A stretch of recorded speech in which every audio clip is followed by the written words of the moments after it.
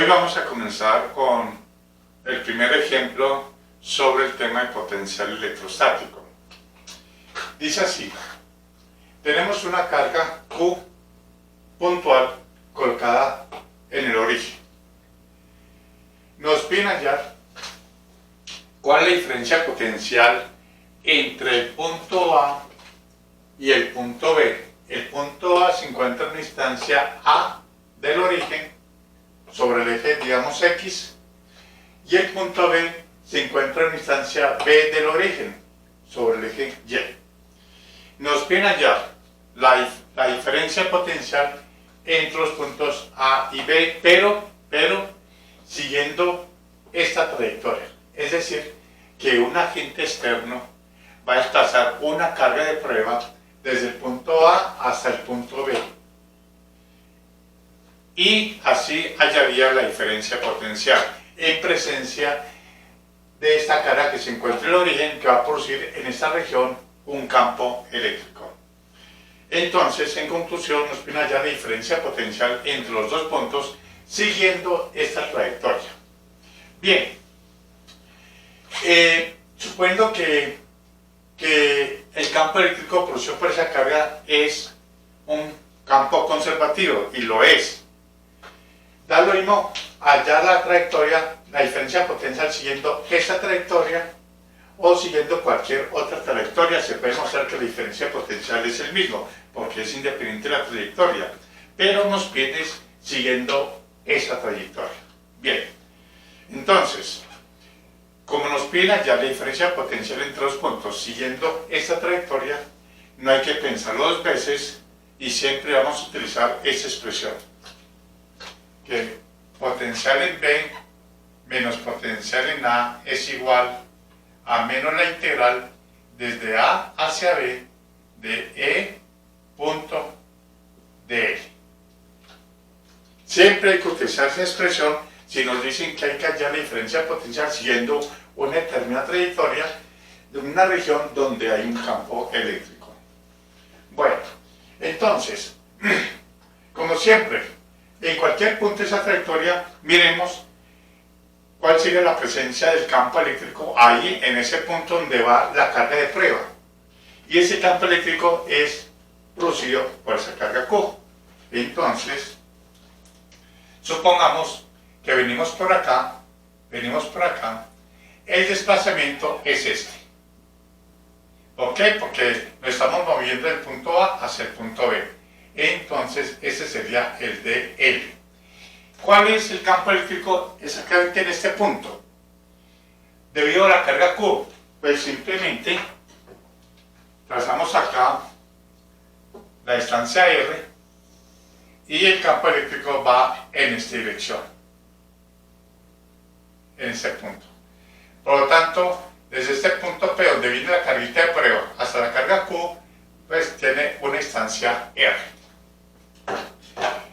Ya conociendo la expresión del campo eléctrico, o el vector campo eléctrico, el vector desplazamiento, resolvamos esto. Es que ya B sub B menos B sub A es igual a menos la integral desde A hasta B de E por dl por el coseno del ángulo formado entre el campo eléctrico y el desplazamiento. Sería este ángulo, llamemos eso el ángulo θ. Bien, ahora, aquí tenemos una integral de tres variables: campo eléctrico, el desplazamiento y el ángulo θ.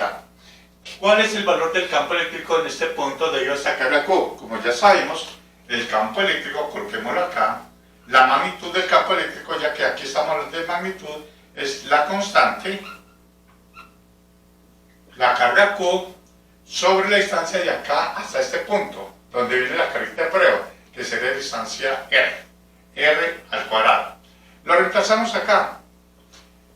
B sub B menos B sub A es menos la integral desde A hacia B de la constante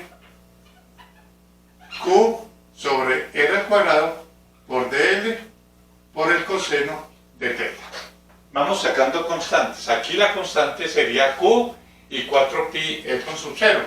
Sería menos Q sobre 4pi R con sub 0, la integral desde A hacia B de dl coseno de teta sobre R al cuadrado.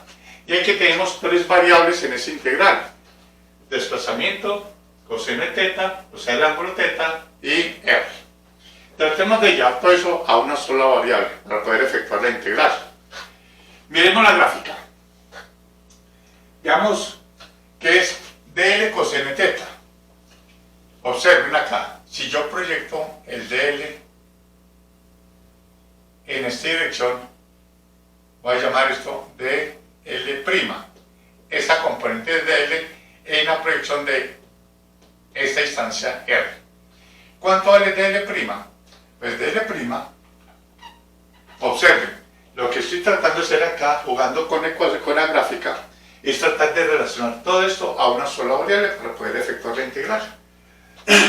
Para eso me estoy ayudando de la gráfica y de los conocimientos de geometría y trigonometría básicamente. Entonces dl será igual a la hipotenusa, que es dl, por el coseno de este ángulo. Y ese ángulo es igual a 180 menos este ángulo teta. Pero coseno de 180 menos teta está en el segundo cuadrante. Y ahí el coseno es negativo. Y es igual por coseno de ángulo suplementario será igual a menos por estar en el segundo cuadrante. Y en el segundo cuadrante el coseno es negativo, sería menos dl por el seno por el coseno de teta. Menos dl por el coseno de teta. Por el coseno de teta. Por lo tanto, dl' es dl por el coseno de teta.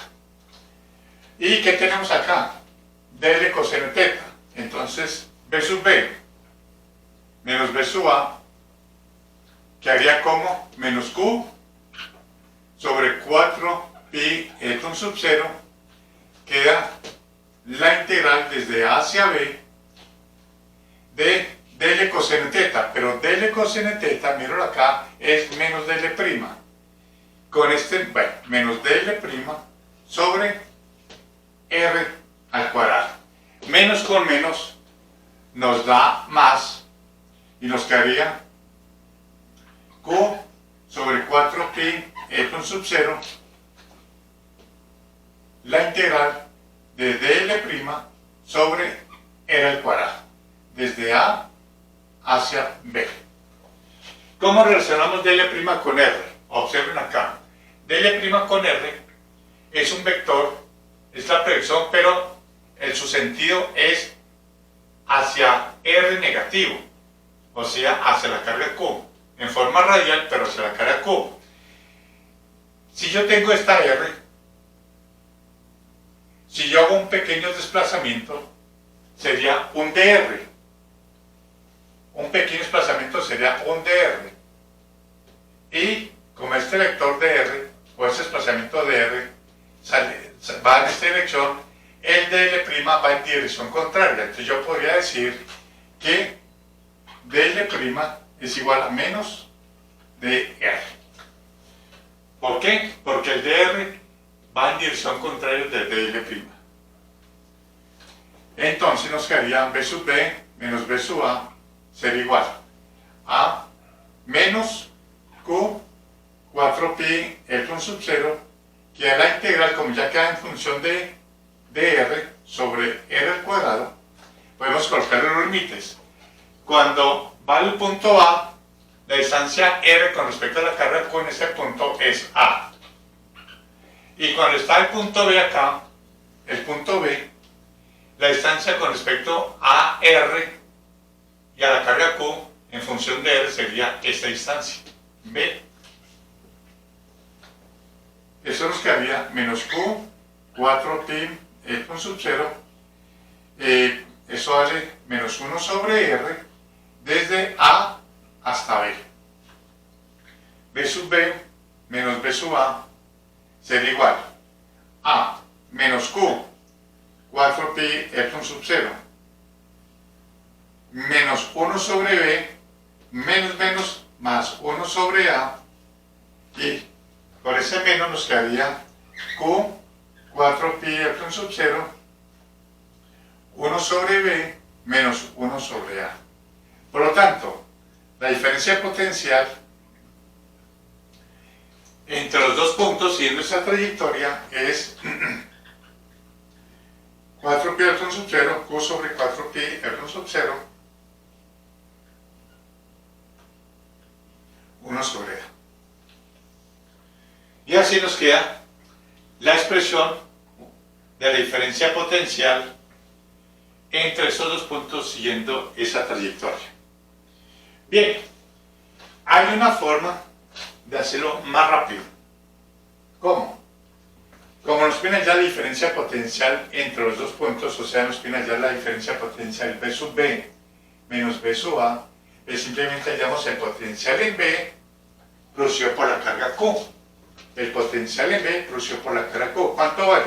Pues ustedes ya saben que el potencial en un punto cercano a una carga puntual es la constante Q sobre la distancia entre la carga Q y el punto B, menos el potencial en el punto A debido a la carga Q, lo mismo, 1 sobre 4 pi epsilon sub 0 Q sobre A. Esto factorizando nos quedaría Q 4 pi epsilon sub 0 que multiplica a 1 sobre B menos 1 sobre A. Y llegamos a esa misma expresión. O sea, un método más fácil, pero lo hicimos así porque nos pidieron hallar la diferencia potencial siguiendo esta trayectoria. Se puede mostrar que si yo sigo esta trayectoria, luego sigo hasta acá, va a resultar la misma diferencia potencial. ¿Por qué? Porque ese campo eléctrico producido por esa carga puntual, en cualquier punto cercano a una carga puntual, es un campo eléctrico conservativo. Eso se puede demostrar. Y al ser conservativo, no importa la trayectoria que se siga, lo único que importa es el punto inicial y el punto final. Bien, este es el ejemplo de cómo se resuelve la diferencia potencial entre dos puntos cuando está en presencia de una carga Q, siguiendo pues una trayectoria determinada.